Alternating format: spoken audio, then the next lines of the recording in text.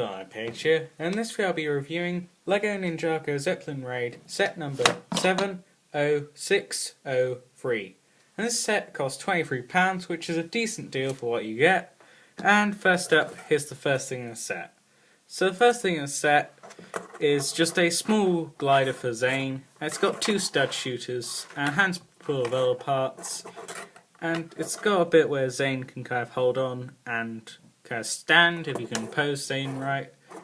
And there's just a small amount of detail on this thing. There's also a sticker that's reflective and silver and has Zane's signature kind of logo on it.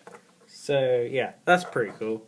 And also, another cool thing is that if you turn the propellers down, then it looks like a mech. I just found that out while I was playing around with it, so I think that's pretty cool. Not sure whether that was a deliberate transformation feature, but it's pretty cool. So, next up in the set is the main build itself, the Zeppelin Raid. So, the Zeppelin Raid has a cannon and a skull build on the front of the Zeppelin Raid, and there's off to the side two anchors, although these bits do tend to break off quite easily, so that's not that good, but they look cool, so yeah. Also there's a steering area where a pilot can drive this thing, and there is a flag at the back. And overall I really like the design of this thing, because it's a balloon, yet it's attached to a pirate ship, and I think for the price to get a decent sized pirate ship, that's pretty cool. And also, a few other things. There are a few play features. The first one doesn't work too well. It's meant to kind of launch the barrel with dynamite stick down to the ground, but it sort of kind of gets stuck and doesn't really work. Sometimes it works, sometimes it doesn't, but most of the time it doesn't, so that's not really that good. There's also various other details on this thing, and on the side there are two stud shooters. So that's how a stud shooter works. You just press the thing and a stud pings off. And also there are two kind of side flag panel things.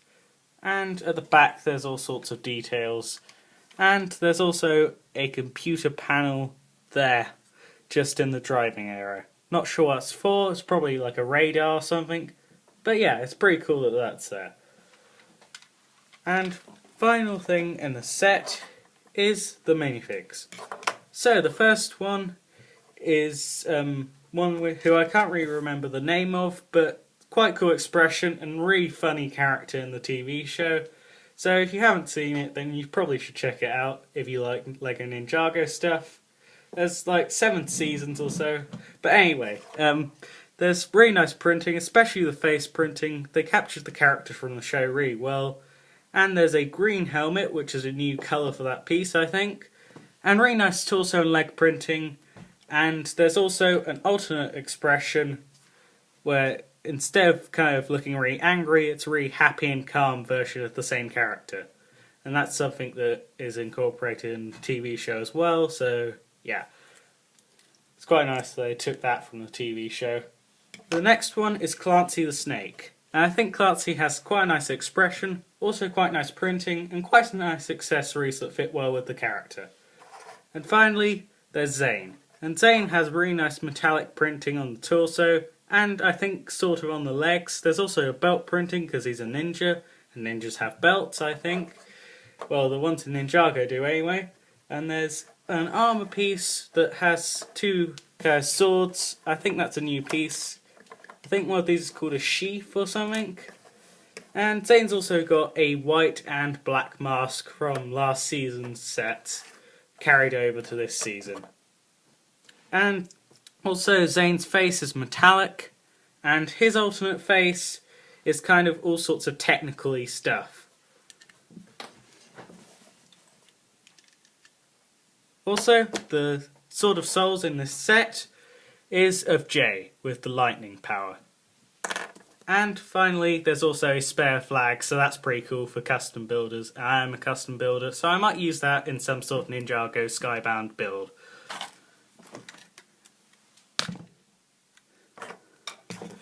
Right, so I'd give this set a 6 out of 10 because overall it's pretty cool design and there's some pretty cool components to it, but it kind of falls apart kind of easily, some parts of it, and some bits are pretty flimsy, and the main play feature doesn't work that well.